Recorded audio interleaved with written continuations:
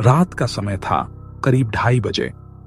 दिल्ली से जयपुर जा रही एक प्राइवेट बस हाईवे से हटकर पुराने रास्ते पर मुड़ चुकी थी। ड्राइवर विक्रम और उसका साथी ललित उस बस में अकेले थे, क्योंकि बस खाली थी। कल सुबह फिर से ट्रिप पर निकलना था, इसलिए ड्राइवर ने सोचा, चल अभी ही बस यार्ड तक पहुंचा दूं। सड़क बिल्कुल सुनसान थी, चारों तरफ खेत और बीच में एक पुराना टूटा पुल। सड़क के दोनों ओर बस अंधेरा और हल्की धुंध, इंजन की गड़गड़ाहट उस सन्नाटे को तोड़ रही थी। ललित ने ऊँघते हुए कहा, भाई ये कौन सा रास्ता पकड़ लिया तूने? यहां तो कोई लाइट तक नहीं है। विक्रम बोला, शॉर्टकट है, 2 घंटे बच जाएंगे, तू डर मत। लेकिन तभी बस के नीचे से कुछ टकराया। एक झटका लगा और बस झटके से रुक गई। विक्रम ने ब्रेक दबाया। कहो क्या गया नीचे? ललित खिड़की से झांका, शायद कोई जानवर था। दोनों नीचे उतरे।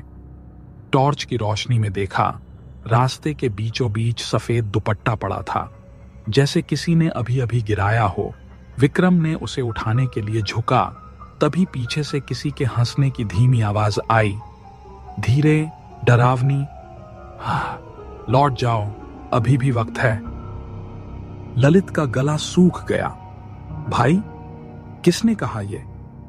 विक्रम ने टॉर्च घुमाई, कुछ नहीं था। लेकिन जब उसने नीचे जमीन पर देखा, वो दुपट्टा अब गायब था। दोनों ने जल्दी से बस में वापस बैठना चाहा। जैसे ही दरवाजा बंद हुआ, बस के शीशे पर किसी ने अंदर से उंगलियों से लिखा, मत जाओ। विक्रम ने इंजन चालू किया। बस आगे बढ़ी, लेकिन अब रास्ता बार बार घूमकर वहीं आ रहा था। हर बार वही टूटा पुल, वही पेड़, वही सफेद कपड़े की झलक सड़क के किनारे। ललित घबरा गया। भाई, ये रास्ता बार बार वही कैसे हो सकता है? विक्रम पसीने में भीग चुका था। कुछ तो गड़बड़ है। अचानक हेडलाइट की रोशनी में उन्होंने देखा, सामने सड़क के बीच एक औरत खड़ी थी, सफेद साड़ी में, बाल खुले हुए, चेहरा झुका हुआ। बस जैसे ही करीब आई, वो औरत हवा में ऊपर उठ गई और बस की छत पर धप की आवाज के साथ उतरी। बस हिलने लगी। ललित ने डर के मारे आंखें बंद कर लीं और हनुमान चालीसा पढ़ने लगा। ऊपर से कदमों की आवाज, ठक ठक ठक, और फिर किसी ने बस के दरवाजे को जोर से खटखटाया। दरवाजा खोलो, मुझे घर जाना है, विक्रम चिल्लाया। आईने रहा है। कौन है? कोई जवाब नहीं, सिर्फ वही हंसी की आवाज। तुमने मेरे पति को मारा था ना, अब मैं तुम्हें छोड़ूंगी नहीं। विक्रम का चेहरा सफेद पड़ गया। वो हकलाया, ललित, ये वही पुल है जहां 3 महीने पहले हमारी बस से एक्सीडेंट में वो औरत मरी थी। ललित ने डर के मारे कुछ नहीं कहा। बस अपने आप धीरे धीरे रुक गई और अगले पल सामने शीशे के पार वही औरत खड़ी थी। चेहरा जल चुका, आंखें लाल, वो बस के अंदर झांक रही थीं।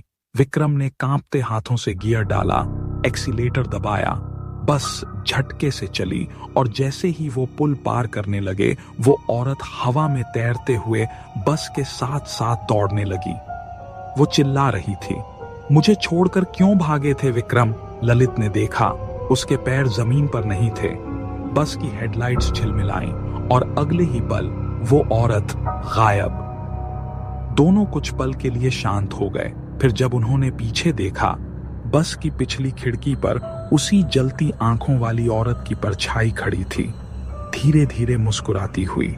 विक्रम ने पूरी ताकत से एक्सीलेटर दबाया और चिल्लाया, जय बजरंगबली की। बस तेजी से जंगल पार करती चली गई। सुबह जब आई, सूरज उगा। दोनों एक छोटे ढाबे पर रुके। विक्रम ने कांपते हाथों से चाय उठाई और पूछा, भाई, ये रास्ता कौन सा है? ढाबे वाले ने कहा, ये वही पुराना पुल है जहां 3 महीने पहले दुल्हन के साथ एक्सीडेंट हुआ था। कहते हैं जो भी उस रास्ते से गुजरता है वो उसे घर पहुंचाने आती है। विक्रम और ललित ने एक दूसरे को देखा। बस की खिड़की पर अब भी किसी ने उंगली से लिखा था, घर पहुंच गई मैं।